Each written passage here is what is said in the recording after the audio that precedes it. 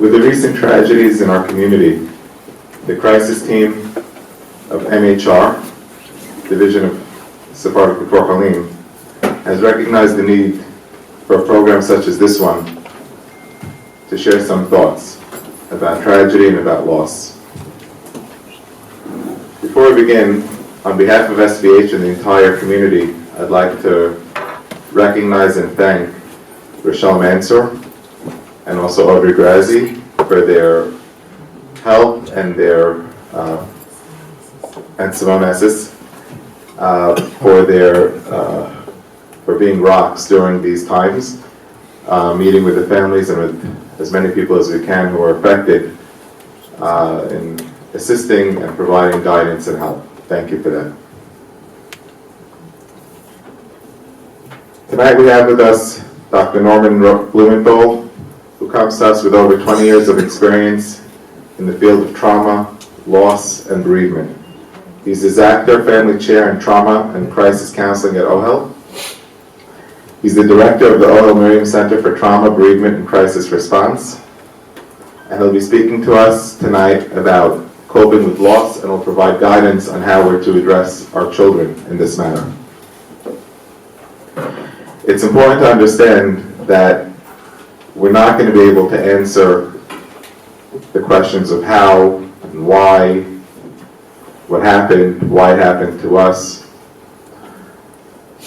What we're here to do tonight is really to cope with where we are today.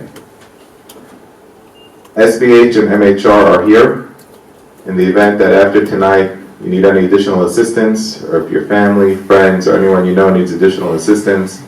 SBH is here with many professionals here to help, to talk, and to guide you on how to deal with these unfortunate circumstances.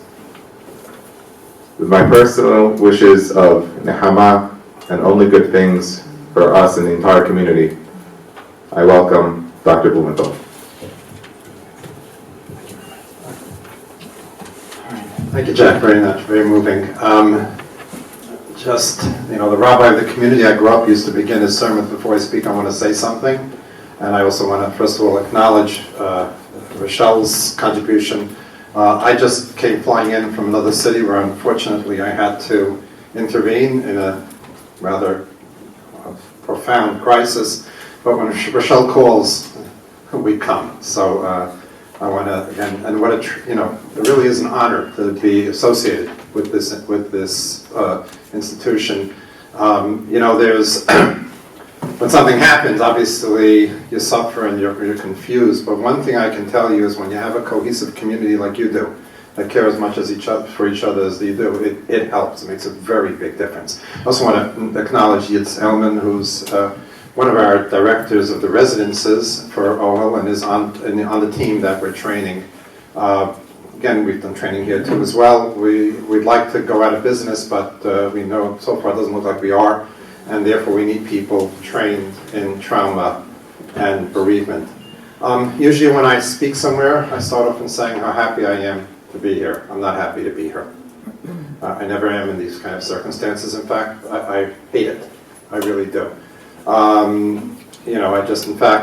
often tell my wife when I get these calls, this time I was not home, but when I get these calls, I always say, all right, this is it. I can't do any more of these. I'm not going to do it anymore. But I also feel that when the day comes that I can go without a heavy heart and without hesitation, that I'm no longer affected.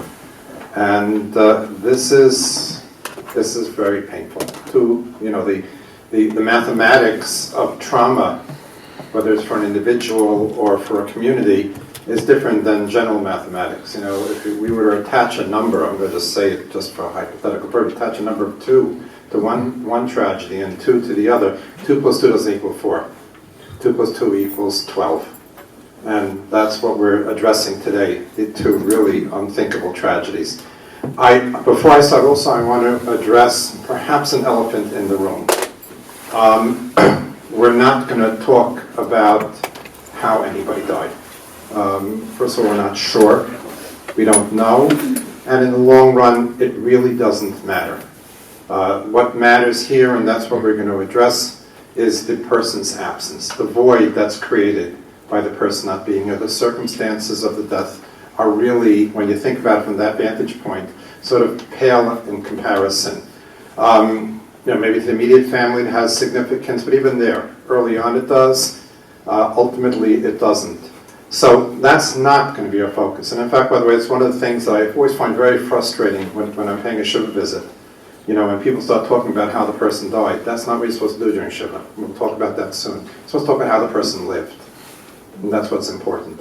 A number of years ago, I think it's already by now about 20 years ago, psychologists woke up and said, we're studying so much why people are depressed, why people are sad. Why don't we study why people are happy? So they did a study a worldwide study with a very large number of subjects on what they called subjective well-being. It was really happiness. And they came up with 3 things that is associated with happiness. Sometimes if the mood is lighter, I challenge people to come up with the 3 things that start with F. But I'll just tell you, the 3 things they found that are most associated with happiness is friends, family, and faith. But faith not measured by what you feel, but faith measured by membership in a house of worship, whether it's a Beit Knesset or it's a church or a mosque. And if you take, like we would say in yeshiva when I was young, the tzad hashava b'neihem, what's the common denominator? What do all 3 have in common? And I'm sure you've all figured out already. It's all connections. It's all people. What enriches our lives is our relationships.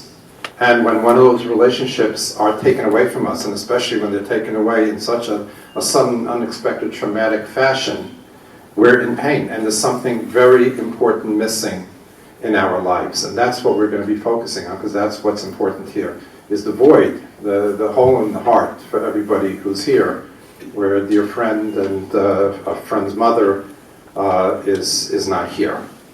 Now, and we will focus on how people grieve, with all the generality, all the shortcomings of generalities, and also for the parents here, how to talk to your children at different ages. We'll try to go through that very quickly to help them cope, but also learn how, because grieving is part of the human condition, and how one grieves. First of all, everybody's unique.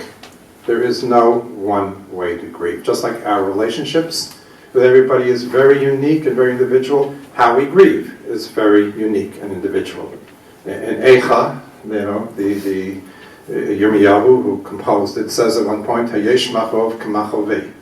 Is there a pain like my pain? And that's anyone who's grieving feels that way. There's a loneliness, there's an isolation, because everybody's relationship is unique.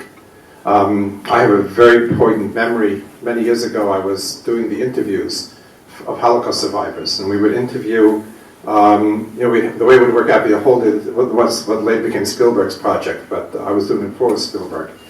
And we'd have 2 interviewers. One in the morning, one person would be the main interviewer, and the other person, let's say I would be the secondary interviewer.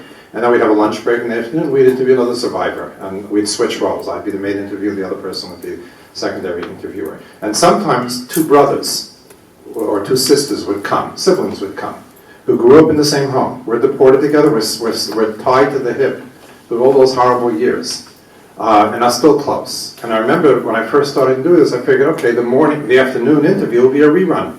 It's really the same story. And yet, every interview was so totally unique. It was a yesh machov k'machovi. So everybody grieves their own way. There's no one right or wrong way. And that's the other important point also. We're in a religion which has certain rules, what's permitted, what's not permitted. Grief, there's no rule. However somebody grieves, that's the right way for them. If somebody's grieving a certain way or trying not to grieve a certain way because they think that's the right way, that's a problem.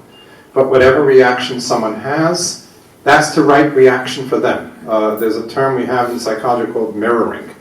And that's a big chunk of what we do. We mirror, because everybody's response is unique. And by the way, if somebody does not have a profoundly strong response, let's say one of the parents here, one of your children is close to Albert and doesn't, or close to Naomi's children, and is okay. It's a little sad, but is basically okay. There's nothing wrong with them either.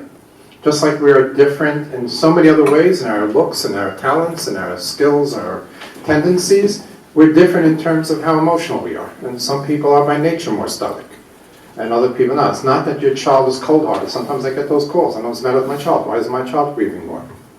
The child's grieving in their own unique way. So we have to throw out any kind of judgment, any kind of judgment when it comes to these kind of matters. And also, we have to understand that grieving and sadness and crying and the psychic pain that associates this is normal. It's not a sign of something being wrong with somebody. There's a term that I hear, and there are two terms that I'd like to remove from our lexicon, certainly in terms of grief. One of them is being strong. Strong means the person's not grieving, not crying. That's not necessarily strength. Strength is facing the enormity of the loss. But having emotions and crying does not make you weak. We can just look at Avot, and even just this week's Parsha. When it talks about Abraham and Sarah died, it says, Abraham cried over his wife. He was a very devout man. There was nothing wrong with his religious observance. But it is human nature that we have these sad emotions. It's not a sign of weakness, and it's not a sign of depression, and nobody should worry that as a result of grieving that they're going to become depressed, even the immediate family. I mean, one of the things that never ceases to amaze me is the resilience of the person, and how people who have had such, what I've faced over the 20 years of unthinkable horror, and they get up in the morning and they function. It just boggles the mind. But you're not going to get depressed, or you're not going to fall apart because you're grieving. The only people who do are the ones who, before the tragedy, already was struggling with a mental illness or something. That could happen, but it's not going to create it.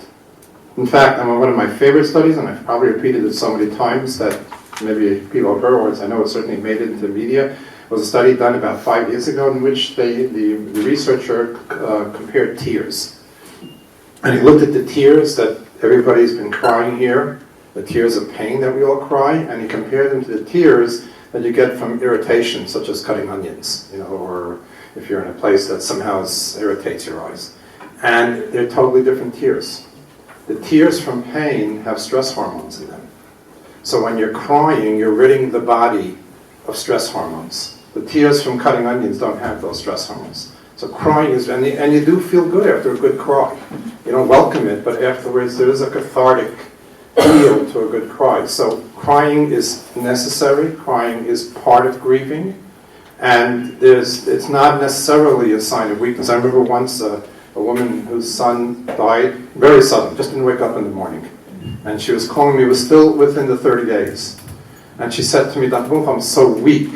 I feel so weak because I'm crying all day. I feel so weak, so I can't even open those revolving doors." She said in the department store, which I can't open them either. But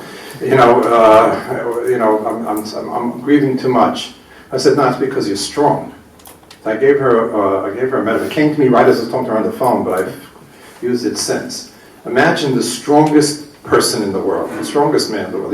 One of these Russian weightlifters.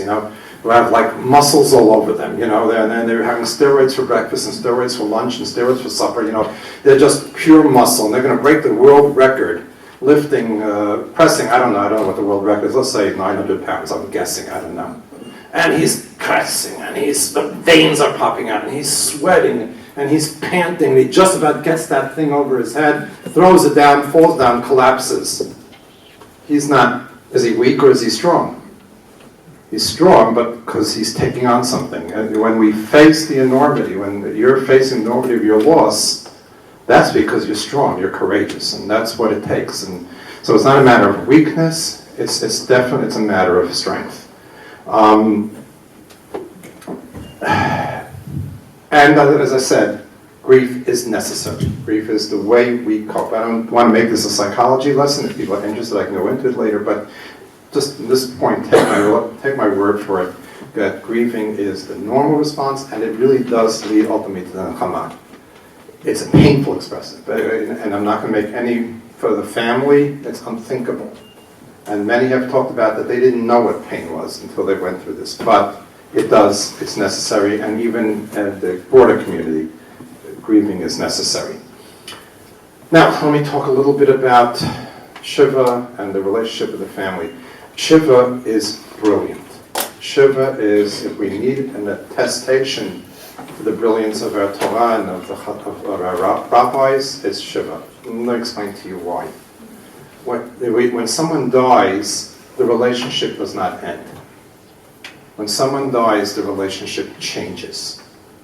It doesn't never end. First of all, we believe in Olam Haba, we believe in the Neshama, and we brought those beliefs into the world. Even the general populations believe they got it all from us. So we believe that Albert and Naomi are around. We don't see them, we're not with them, that's why we're in pain, but we don't think they've ceased to exist. And that's very important. I'm not here to lecture you. There are many better people who can talk to you about Torah and all that, but the research shows, psychological research shows that people who have a belief in a soul, in a hereafter, and I'm purposely using the English, and the resurrection of the dead, fare better with grief than those who don't, whatever the belief system may be. In fact, it's an ironic thing when, certainly our work as therapists, as mental health professionals, is supposed to be culture-free. So I would never think if a patient comes to me to take an interest in what their religious beliefs are. But when I do grief counseling, that's one of the questions I have to ask, because it's part of the work, and sometimes a lot of the work is the ongoing contact with the person. But the relationship changes, and it shifts, and this is extremely important. It shifts from a face-to-face relationship to a relationship of memories, to a relationship of legacies, to a relationship of stories, of recollections. It's an internalized relationship. It's not a face-to-face relationship. And that's why Shiva is so brilliant, because Shiva launches that process. What do we do in Shiva if we do it right? We sit and we talk about the person. So we're introducing to the bereaved their new relationship. Because now, your relationship, and that's for friends as well, even if you're not sitting Shiva, your relationship with Naomi and your relationship with Albert now is an internalized relationship. It's a relationship of memories. It can even be a relationship where you have an interaction, and many do. Many have imaginary conversations, sometimes just, even if they know it's not actually happening, or maybe it is, who knows, but just because that person is still relevant to them. So the transition that the families are about to go through, or have gone through, because with Naomi at least, this begins, obviously after the burial, but the process that they're going through, and in a secondary way, the process that the whole community is going through, is not really in a way saying goodbye to Naomi and Albert, but saying, okay, we have a new relationship now. These people are in our hearts and our memories, and we will, in a way, part of what we're going to do also is you're going to keep them alive that way, because you're going to think about them, and you're going to remember them, and they're going to become something important to you in terms of how you are. I know sometimes I get phone calls, people will call me up and say, my neighbor's son died. What can I do for them? Sometimes I'll tell them, you know what? Think of something that relates to him that would somehow improve your life. Something that would make a difference. He was very kind. Think of a kindness you can do. And go to the neighbors and say, I've decided from now on, I'm going to visit a nursing home once a week in memory of Albert, in memory of Naomi. Now, first of all, that helps with the pain.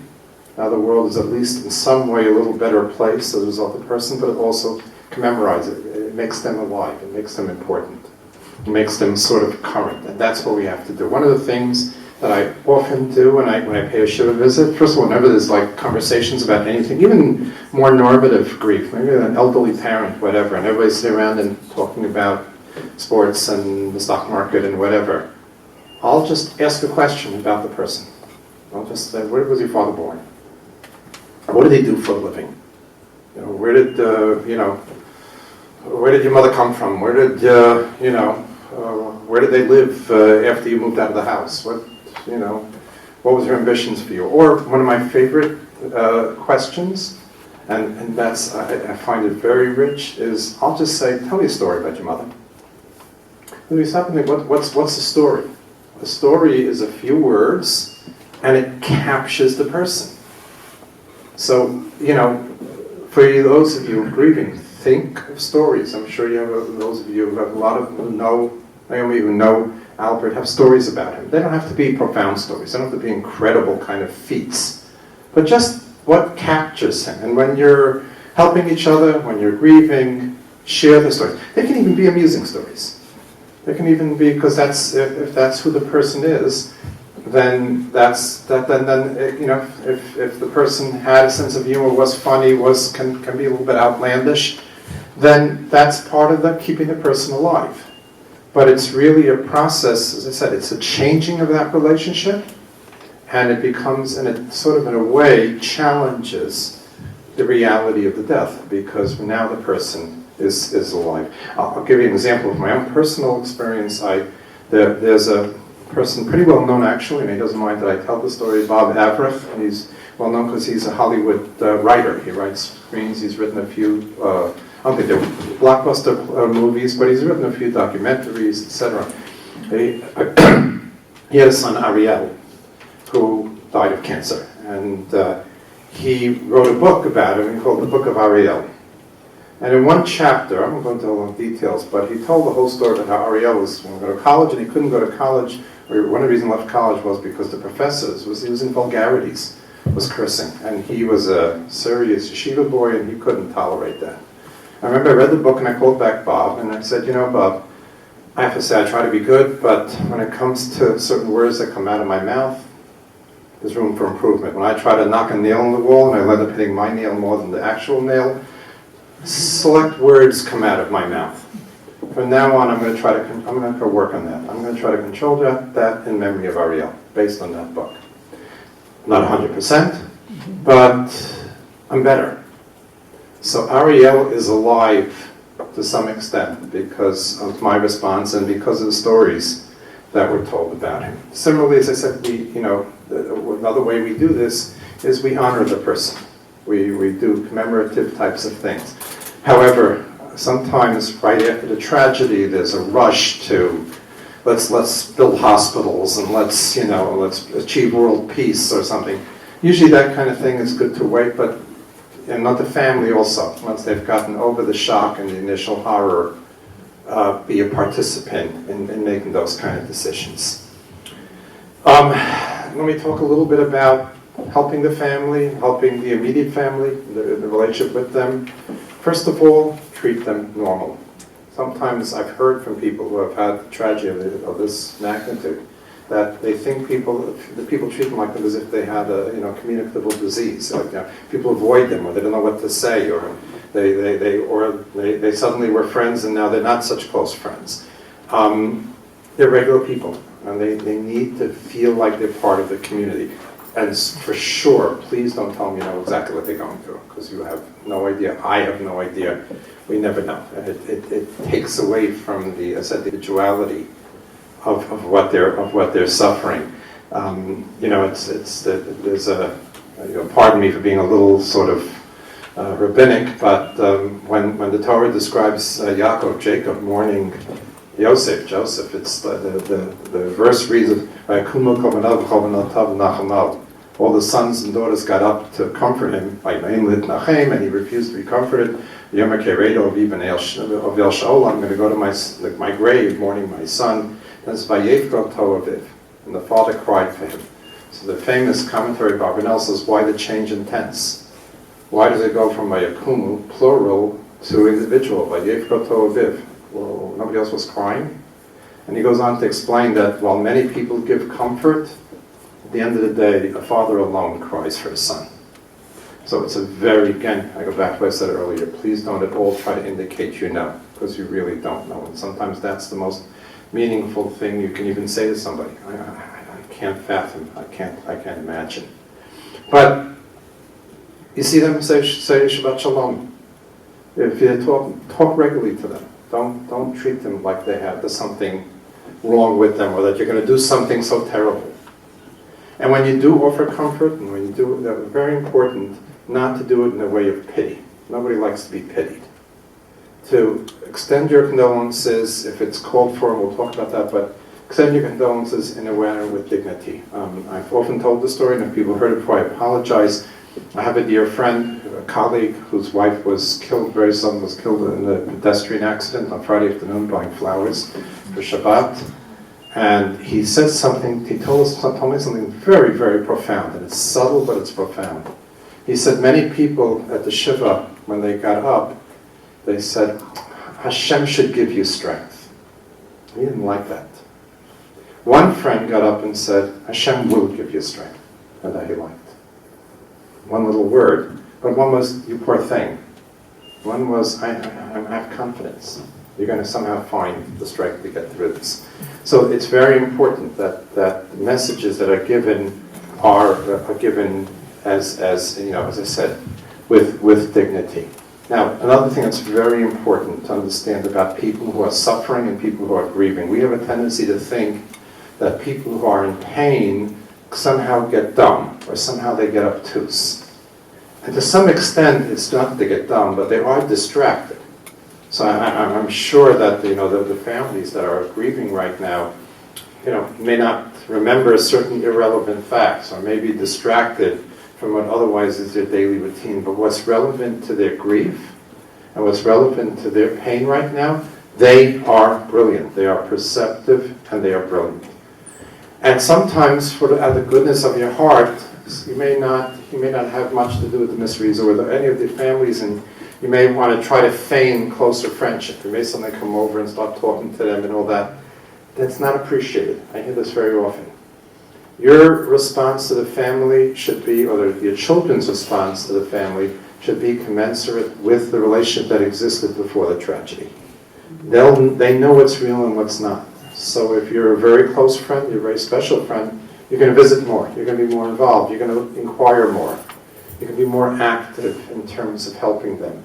If you're a more casual friend, of course you'll visit, but you're not going to sit right up front. You're not going to stay there for 2 hours. You're going to measure your extension of comfort and your commiserating in accordance with the relationship you had. Because when it is like affected, and sometimes people do it out of the goodness of their heart, because they want what's best for the person, but they see through it, and it's not really appreciated. Another thing that's very important, and especially because we're dealing here with two instances in which relative by today's standards, young people died, and there's unique to these kinds of situations. Many of us, when more normative type of grief, when we're grieving, let's say, an elderly parent and that, we grieve the life that the person had. We grieve the past. When someone young dies, you don't grieve the past, you grieve also the future. You grieve your dreams, you grieve your hopes, because the natural expectation is that both these people would have a lifetime ahead of them. There's so many more things that one expected. I mean, certainly for Albert's parents, they dreamt of his getting married and having children, and this is not happening now. And that's perhaps one of the most painful parts of grieving a young person. Because you grieve not only the person who you miss so painfully, but you grieve your dreams, your hopes, your aspirations, which, again, maybe for the younger people it's hard to imagine if you haven't had children yet, but certainly every parent, from the day the child is born, is already imagining the chatunah, is already imagining what they'll be and who they grow up to be, and that's not there. But that's a very painful part of the experience of grieving a young person. And the reason I'm mentioning this to you is because one of the common things that come up is, and I have to say, and it's painful to say this, but as the contemporaries reach the various milestones, it's like a knife in their heart. I remember one person in particular, I'm going to speak vaguely, obviously, for respect for people's privacy, one person who lost, in a very sudden and unusual circumstances, lost a 19-year-old son. And after a few years, not much time, the friends were starting to get married, and he would get the wedding invitations. And each wedding invitation, again, was like a knife in his heart, because his son's not getting married. And at one point, he's told me the son's best friend, he wouldn't go to the weddings, he would not go. But the son's best friend was getting married. He said, really, it would be like, I'll say Moshe. Moshe would be there, please come, pleaded with the father that they should come. So he agreed. And he drove from Brooklyn to Lakewood. He said he got to the parking lot of the wedding hall, and he said like he was glued to his seat. He couldn't get out. And he tried, he just couldn't get out. He turned around and he drove home. There'll be milestones that certainly Albert and even Naomi's contemporaries will reach. You may want to include the mysteries and let's say, as the contemporaries reach those milestones, get married, have children, etc. They may not be able to come. It's very, very hard. Please don't pressure them. Please, oh, come on, please, whatever. Some do. I don't know how. It's like so much of what I see. I sit there and sort of marvel. But if they don't, or if they can't, understand it. But there's another thing that's very important also. Right now, this loss is front and center on your mind. In normal circumstances, after a year, 2 years, 3 years, life's going to go on. It's going to recede into the background, this loss. You'll have some reminders, etc., but it will recede into the background.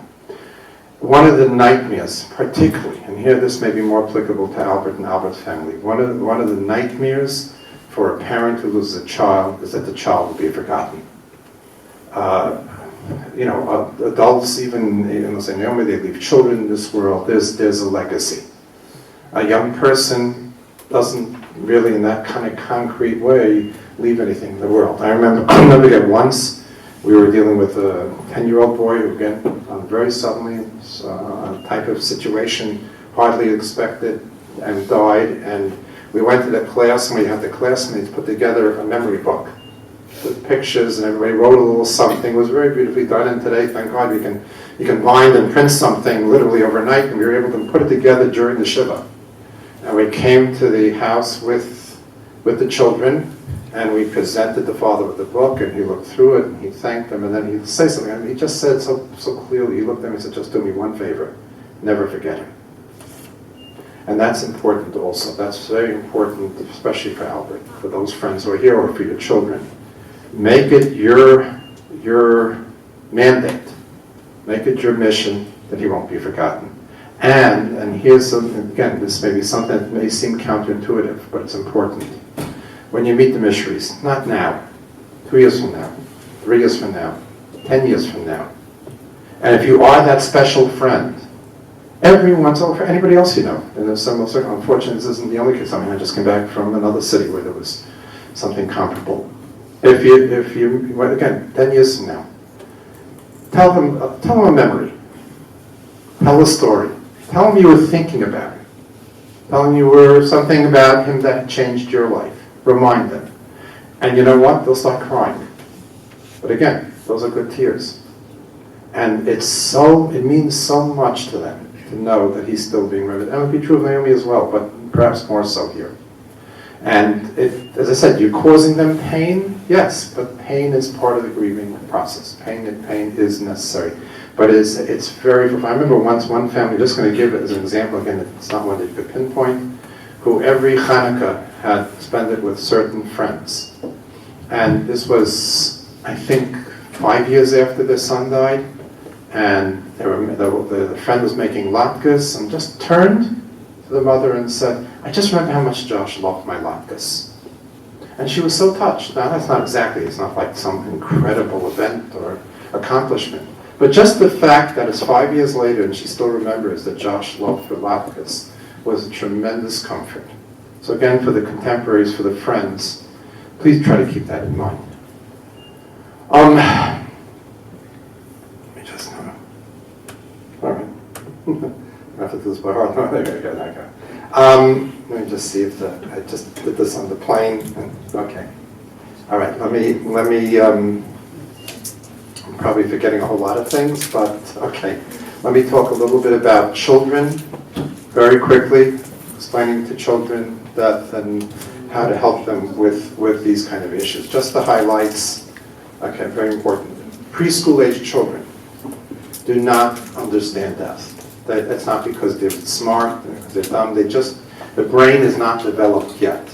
And we have many stories, instances, even children, 4-year-olds who can lose a sibling or a parent, and they don't seem upset because they don't understand the permanence, they don't understand the deterioration of the body. It just doesn't register with them. They have a global sort of sense that something scary is happening. And sometimes, and by the way, again, this is important because there was a young mother here who died. A very common incident will happen is that a young child, let's say a 3-year-old, 4-year-old, knows that their friend's mother died, and they'll come to their own mother and say, "Mommy, are you going to die?" And by the way, usually they do it in the most inconvenient time imaginable. It's something, I don't know how kids do this, but they somehow have a sixth sense. It's like the worst time. Shabbat is 2 minutes away, you haven't even put up some of the food yet, and and the house is like, like completely in a complete mess, and that's when they're going to come and ask you where babies come from or something like that. But they in the worst possible times, they'll come and they'll ask you this. Now, the obvious answer is, of course, it's rare. And that's what we would say to a 6-year-old, an 8-year-old, 10-year-old. Did I knock something over?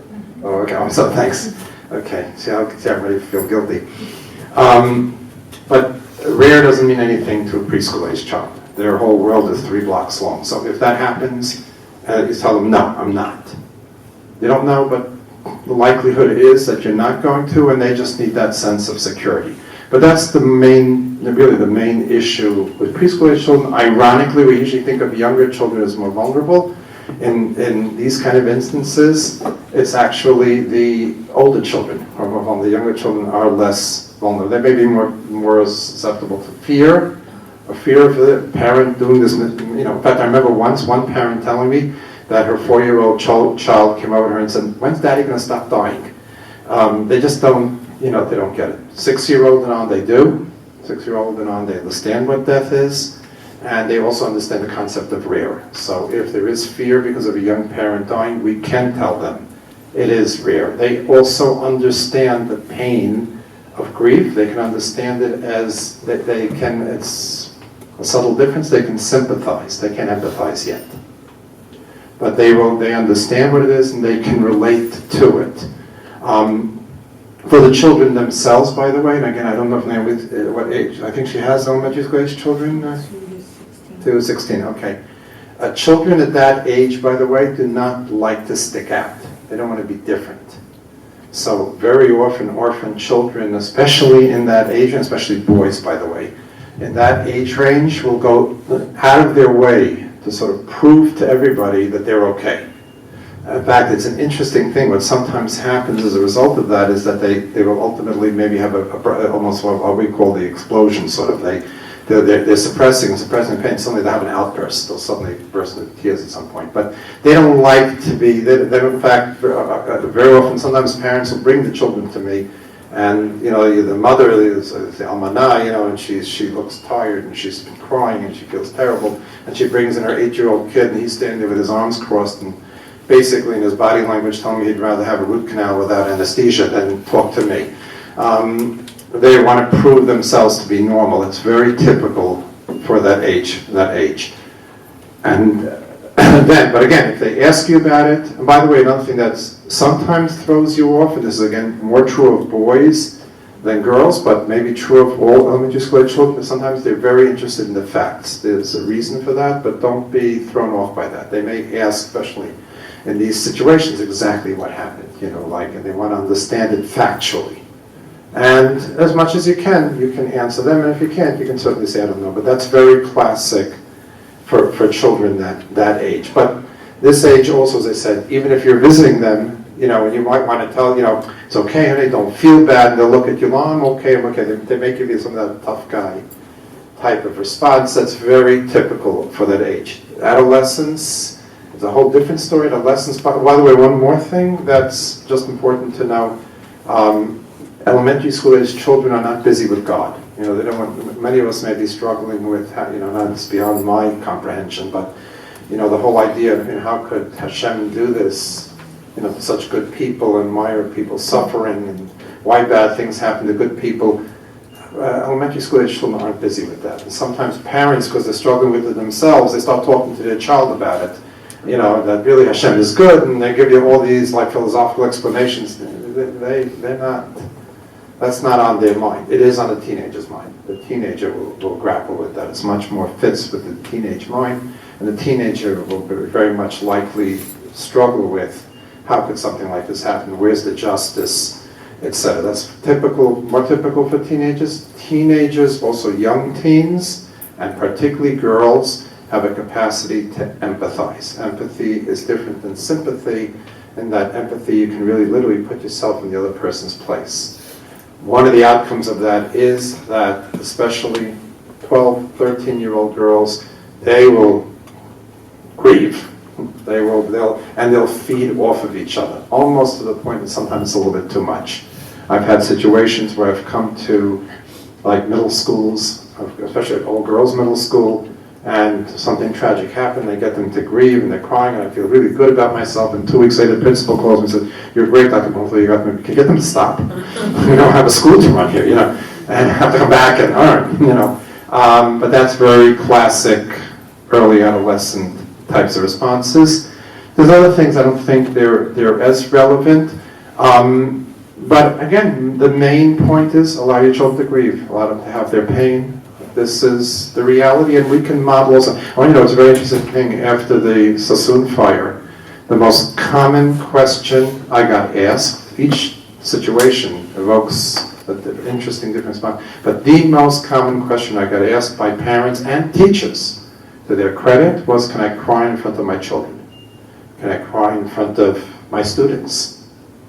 And the answer is, you can't get hysterical. You can't start tearing your hair out. You can't, shriek and scream. That's scary. But the more normative, typical crying, if you're talking to your class and tears go down cheek, it's not only normal, it's a wonderful thing for them to see. We cry. Hashem gave us the capacity to cry. It's the normal response to tragedy. And there's nothing wrong with your children seeing you cry. And if they're wondering about it, especially very young children might come back and say, "Oh, my parents have become babies." You can explain to them, this is what we do when we have a loss of this magnitude. I think there's just one more point I want to bring up, and maybe then I'll want to share a story, and if we have questions, I'll be happy to answer them. There's a tendency sometimes when tragedies like this happen is to try to figure out ways in which we can dissociate ourselves. Sometimes the curiosity about exactly what happened is based on a belief, maybe I can find some way to know that this won't happen to me. Oh, this happened to them for this reason. This one, he got lung cancer, he smoked 2 packs of cigarettes a day. I only smoke a pack a day. So, we're looking for ways to, and I do the same thing. I'm not trying to say this in any kind of judgmental way. We want to believe that we're safe. That's it. And what situations like this do is remind us that there is no 100% safety. There is, thank God we live in wonderful times and people are living longer than they ever did before and they're healthier than they ever did before, but we're still vulnerable. And we have to stop trying to run away from our humanity. And we can't look at people who have a tragedy in any kind of judgmental way. Sometimes I'll hear people show off, I have full sets of grandparents and or great-grandparents and they're in their 90s, like, what do you have to do with it? That was God's decision. Are you any better because, that's whatever reason, some people are blessed with longevity, other people are not blessed with longevity. It's not a judgment kind of thing, and we have to be very careful because we're scared. This is tragedies like this, each one in its own unique way, sends shivers down our spine. And makes us worry about ourselves, makes us worry about our children. And if we can improve ourselves in some way because of this, then that's a good thing to do in memory of the person. But also not to sit, in judgment and to recognize our humanity. We're all humans, and there isn't any kind of frailty, there isn't any kind of mishap, tragedy, whether it has to do with ourselves or has to do with our children, that we couldn't happen to any of us. And we don't please, I implore you, don't look judgmentally, don't spend time trying to prove why something happened to someone and it would not happen to yourself. I thought I would I'd conclude. I talked about stories and how profound stories. I want to share a story of, actually a story about my mother related, and I think it also is something that can be relevant to this gathering and what happens here a lot. My mother's a Holocaust survivor. My mother survived 7 concentration camps. And after many years of silence, she finally agreed to let herself be interviewed in this testimony that I mentioned earlier. She was an extremely eloquent woman. She passed away about 3 years ago. Extremely eloquent, almost exactly 3 years ago. A very eloquent woman, spoke 7 languages. And when she started the interview, she was really on a roll, even though she talked about the move to the ghetto and her initial deportation to Theresen, and she was going strong. There was one point where she broke down. She described her deportation to Auschwitz, and on the first day when she arrived in Auschwitz. And the first thing, of course, they did was that they burned that number on the arm. For those of us around my age might remember still when we used to see people with the number on the arm. And she was there, and they were burning the number on her arm, and there was a very nasty Nazi official, one of the worst, most cruel Nazis, and by his side, what she said was a stunningly beautiful Jewish woman, well-dressed, well-fed, and we can probably guess why she has so much better fortune than her co-religionists. And while they were burning this number on my mother's arm, this woman bent over and said to her, when you get free, you'll buy a big bracelet and it'll cover up the number, it'll cover up the tattoo. So my mother looked up to her and said, and you'll be free too. At which point she sort of nodded and prophetically said, no, I won't. And then my mother broke down and started crying. And of course the video's going and she's crying, and finally collected herself and clutching a handful of tissues. She said to the interviewer, I'm not crying over the cruelty, I'm crying over the kindness. And I think that's a lot of what happens here. There's a lot to cry about. There's no cruelty, but there's a lot to cry about in terms of loss. But I think we also have to cry that this is what we're doing. We're getting together, we're figuring it out, we're working on it, we're going to mobilize as a community, and as I said, very few people do it as well as you do. And hopefully we will, as Jack said, we'll have in the Chama, and maybe also ultimately the return of all those who've left this world and the Gulag. Let me open up if there's anything I didn't mention. Is there any questions, concerns about? Yes, go ahead. Please. Somebody asked, if our children don't bring anything up, should we just leave it or should we talk about what happened? Great question. Thank you very much. I'll just repeat in case it wasn't heard. If our children don't bring it up, should we just leave it or bring it up to them? Your children need to know that there is nothing they can't talk to you about, even if you're sharing in the grief. Because sometimes a child, maybe, if you're friends, let's say if you're Naomi's friend, and they know you're in pain, they want to protect you, so they won't bring it up to you. So it's important that your children know you can bring up anything.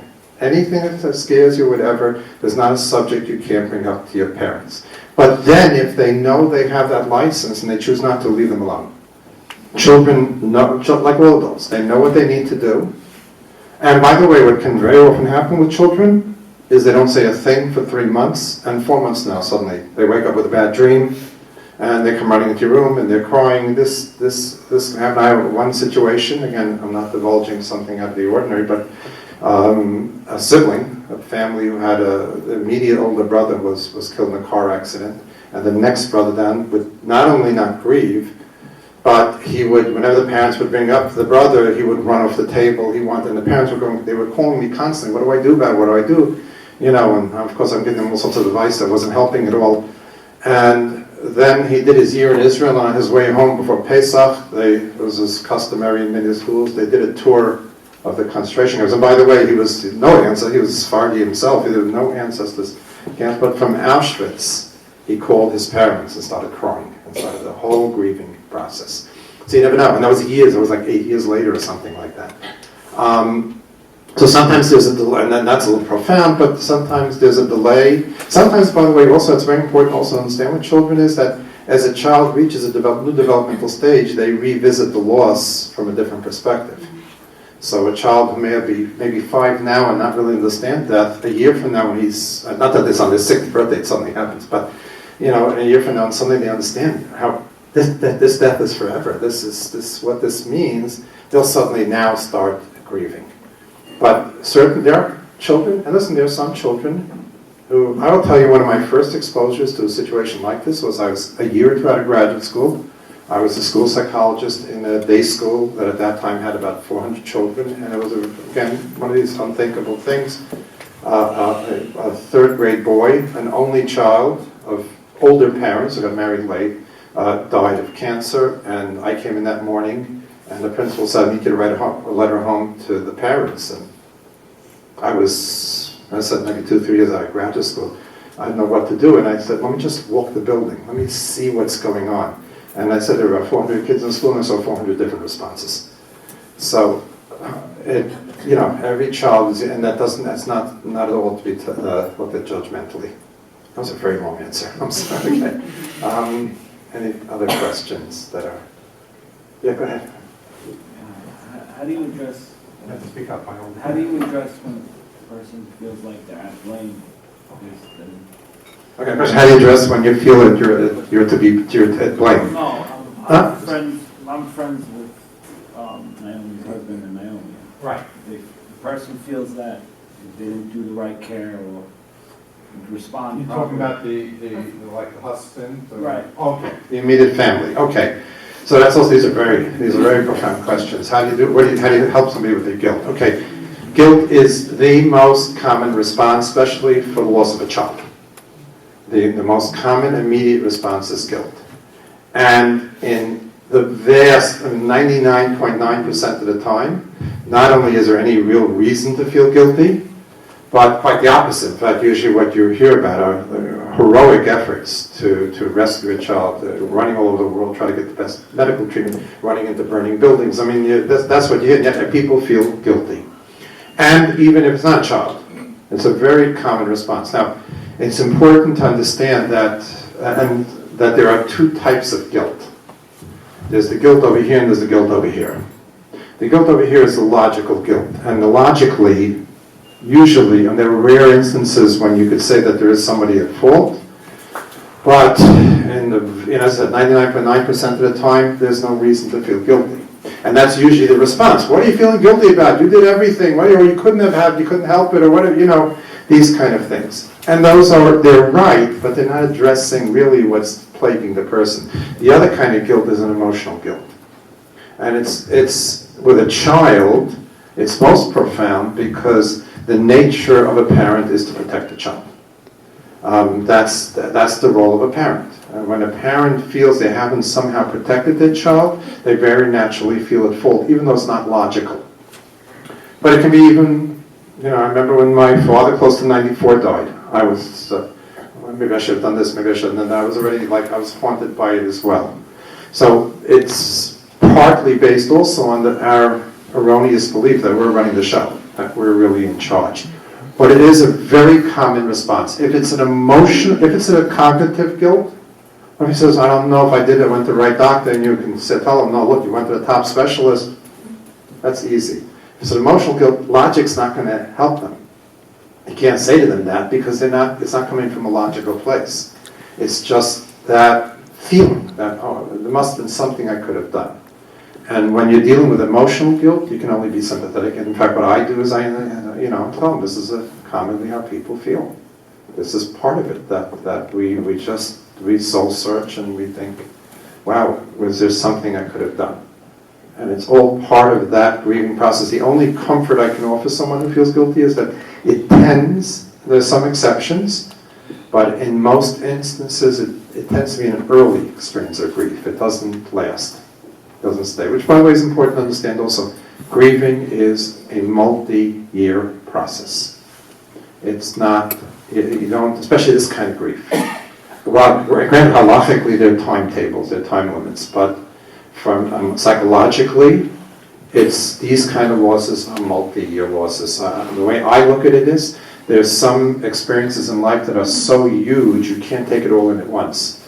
Your brain would explode. So we take it in, the Gemara's expression, chavilot, chavilot. We take it in bite-sized portions, and so different parts of the loss permeate our consciousness. But guilt, with exceptions, tend to be early responses. Did I answer your question? Okay. Just one more question. Sure. Should you wait a certain amount of time before, do a charity or something that Naomi was very, I don't want to impose something too early, like creating something to extend the legacy.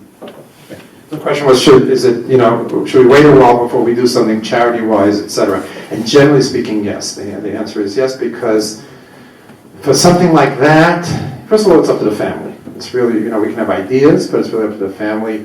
but a commemorative type of action, which is wonderful, which really helps a great deal, but it needs to be thought out. I remember one rabbi who lost a child pointed out to me that in the Megillat Esther, they didn't declare Purim until a year after the miracle.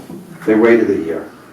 Because you have to wait a while and let it settle in and then come up with something. But it is, but so it's not something you do right. I mean, if you wanted to say, listen, I just gave the money to this and this cause, in the memory just now, so that's fine, but not something like, organized or sort of formal. Usually it's a good idea to wait a while, and usually it's a year or two afterwards. That's something like that is done. Yes? Oh, that was a question. Okay. I have another question from someone. Okay. What would you say to somebody that fears death for themselves and to their children who are fearful of their parents? Okay. So we'll talk about it a little bit, but first, the rabbis tell us that if somebody dies, you're supposed to be afraid of your death. It's supposed to be something you're supposed to do, sort of. But for children, first of all, understand one thing that's very important. Anytime you're dealing with scared children, and I'll make this a general statement that scared children are watching your body language, voice tone, and facial expressions more than the words. I always say, if you tell a child, there's nothing to be scared of, there's something to be scared of. It's, so when you want to assure a child of your continued presence, and, realistic, etc., so you're going to have to be very aware of, like if I walk into a school and something very scary happened, and I need to calm the children down, I get very authoritarian. Because their response is, hey, this expert, so-called, comes in, and he's so sure of himself, there's probably nothing to worry about. But the general response to children, and by the way, also, it depends on the child. If you have a child who is very prone to anxiety, then you're going to all the more so want to calm them down. If you have a kid who's, I call them the anxiety aversive child, you have like the risk taker, the wise guy, sometimes you have to scare them a little bit, because you want the anxiety has a function in life. But for the most part, in terms of the children, preschool age children, as I said, we tell them, no, nothing's going to happen. Just tell them that categorically. We don't introduce them to statistics yet. At the older child, we point out to them that this is something extremely rare, and we don't need to be so scared of something so rare. In terms of oneself, if it's a wake-up call, if something like this is a wake-up call that, even if it's not related to what happens, I don't think there's any, here, but if it's a wake-up call that maybe someone should stop smoking or stop eating greasy stuff or whatever, or start exercising, that's great. But in terms of if it evokes an excessive worry, a disproportionate worry, which it can, especially somebody more prone to anxiety, then they need to remind the reminder that we are healthy, that we're living in wonderful times, we have great care. As I said, people are living to ages that are unprecedented. So we may have to just more of a kind of ongoing reminder. Yes? So I have a friend that lost a husband, and when we hang around together or whatever we're doing for the day, comes up in conversation, my husband, for the story, and I feel bad that I brought it up. Great questions. Everything I didn't remember on the plane to take notes on. Thank you. What happened? Well, let's live. Should you, and the incident we're talking about here now, you meet the Norman's husband, and do you talk about your wife, or for that matter, you meet the missionaries, do you talk about your child? So and that's a common question, and the answer really is yes and no. You don't go on and on, because it is a pain, but they're living with that reality. So if you excessively, avoid the subject, it's almost, I remember once I was working with a young man who was very seriously injured, was in rehab, and he was the captain of his hockey team. And the friends at school, it was a question whether they'd ever walk again, and he is walking, but there was a question at the time. And the friends on the team said, should I talk to him about what's going on with the team? He can't play now. And I said to him, not talking about it is a louder message than talking about it. So do you go on and, it was a great game, we had such a blast? No, but you feel, hey, we beat Ramaz, we lost to Fresh, whatever. Yeah, you don't avoid the topic altogether. And I think that's kind of the standard as well. You have normal conversation, but you don't belabor Okay, but listen, for both families, this is going to be an open wound. You know, you don't, it's not going to go away. Nechama is not, that's another term I hate, is getting over it. Neither family is ever going to get over this loss. Nechama is that, and it's without going into detail, but they'll be able to handle it better. So the process of nechama is managing the void in their life better, not getting rid of it. Each of them are going to profoundly miss their loved one, as everyone here is going to miss them. You don't get rid of it. So again, that's basically moderation, normal and moderation. By the way, some schools, again, because of these types of situations, have changed, you know, father-son learning programs, mother-daughter kind of things, and given other names so aunts, uncles, grandparents can substitute. That's been pretty much a standard practice. Yeah. Sometimes she mentioned it's comforting when she hears me talk about my husband. Okay. There we go. If it's comforting, then do it. Then talk away. It made me feel very uncomfortable. Huh? I just felt uncomfortable. Oh, right now we have to be more, you know, we have to address their needs more than our own right now. So I would, if it's a choice between making you uncomfortable or giving her nechama, you know, listen, as I said, I hate these things. You know, I don't want to do them, but we got to do it. You know. Yeah. I have another one from someone. I'm going to start emailing you. You like Siri or something like that? I always wondered who Siri was. You know. It's on Instagram. Somebody asked, what if if they're guilty, they don't feel sad enough, or they just go on their daily routine? Okay, fine. Feeling guilty and just going on with your day. Very common question. First of all, again, everybody is different. And everybody has different reservoir of emotion. It does not reflect how good a person you are. There are some people who are just more emotional, and other people are not emotional. But that's an important point, and also that might be very important also for Albert's friends, because it's really a form of survivor guilt, sort of, which is how do we go on and having fun? How do we go on with college now? How do we go on dating and all the other fun things that young people do when Albert can't, and Albert's not here? Might feel for Naomi as well.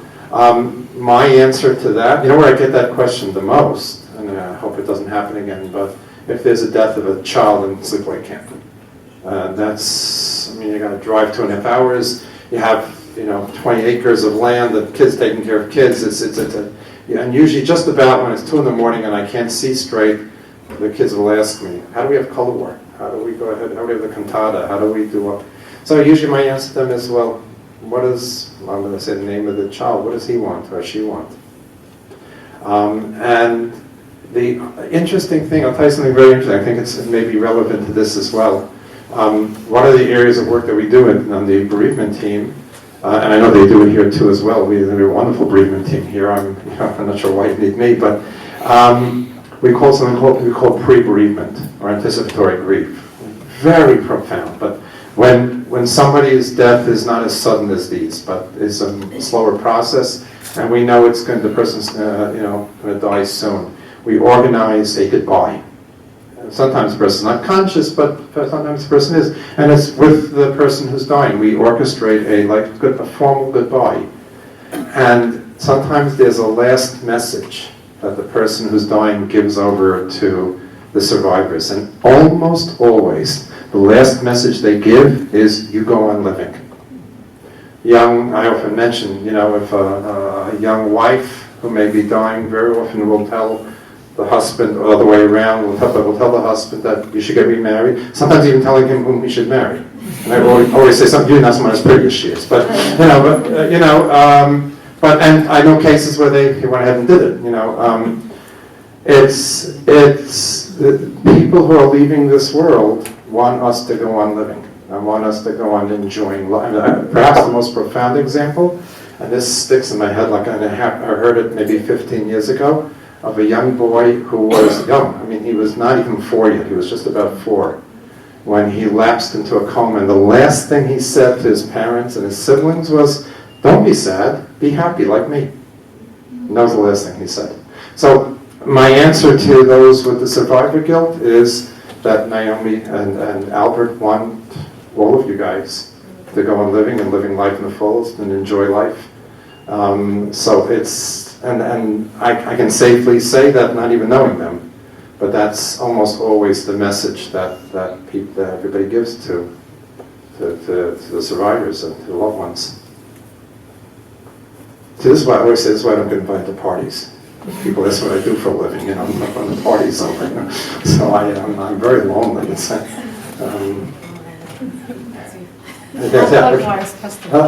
Siri has a question, What do we tell our children, like as they prepare to go back to school with the children and visit the kids and? Best questions, unbelievable questions. You should know that is the most common question I get asked when I'm, let's say again, when in the case like now with a young parent, because what do I do when the kid comes back to school? So most children want to be treated normally. They don't want to be treated differently. So I tell the kids, treat him or her normally. If he's on your team, keep him on your team. If he's your enemy, in fact, I remember once I was in a situation where, a young child lost both parents in very tragic circumstances. And it was a fourth grader, and I was meeting with the teachers, and the teacher says to me that, he has a nemesis, he has an enemy. And we're going to tell him this, they're always fighting. I'm telling him, stop fighting with him. I said, don't you dare. He's going back to school. He said, this kid's not fighting. He knows he's doing it out of pity. Next time he comes back to school, tell him to punch him in the nose and start the fight where they left off.